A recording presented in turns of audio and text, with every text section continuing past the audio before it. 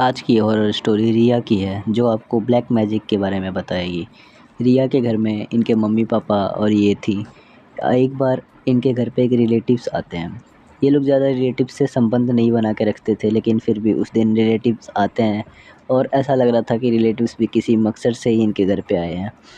उस टाइम रिया के नहाने का वक्त हो रहा था, तो वो नहा वहा कर बाहर आती हैं और चेंज करती हैं, फिर चाय पानी वगैरह नाश्ता वगैरह इनको देती हैं रिलेटिव्स को, और ये चाय पानी नाश्ता करके निकल जाते हैं।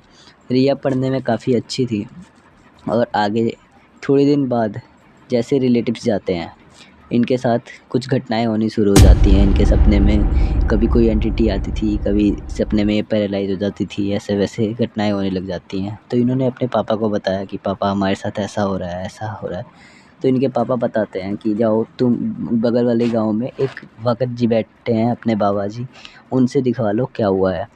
ये जाती हैं वहाँ पे। वो बाबा जी बताते हैं कि तुम्हारे ऊपर ये जो एंटिटी है, ये आई नहीं है, किसी ने भेजी है, तुम्हारे किसी रिलेटिव्स ने भेजी है जो कुछ दिन पहले आए थे। अब बताते हैं बाबा जी कि ये मेरे बस की बात नहीं है, तुम चले जाओ कहीं और।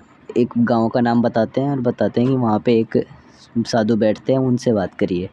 तो ये लोग मम्मी पापा इनके पास जाते हैं, मम्मी पापा के पास जाती है, मम्मी पापा को बताती हैं। फिर ये लोग थोड़े बहुत परेशान होते हैं, कंफ्यूज होते हैं कि वो रिलेटिव्स तो नहीं है। फिर ये लोग निकलते हैं वहाँ पे उन बाबा के पास।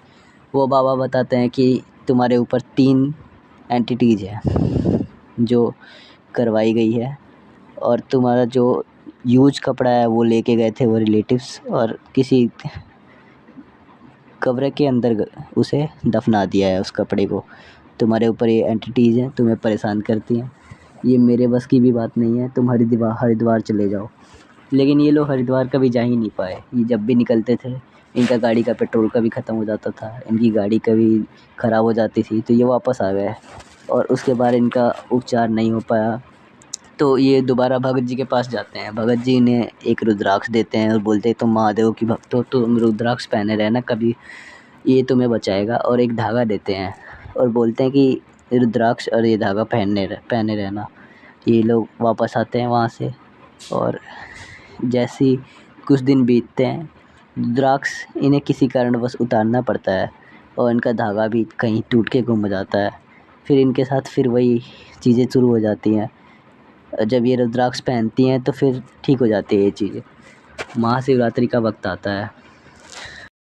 महाशिवरात्रि पे इनके पापा एक हवन रखते हैं, और उस हवन से ये ठीक हो जाती हैं और इनके ऊपर से सारी एंटिटीज़ ख़त्म हो जाती हैं।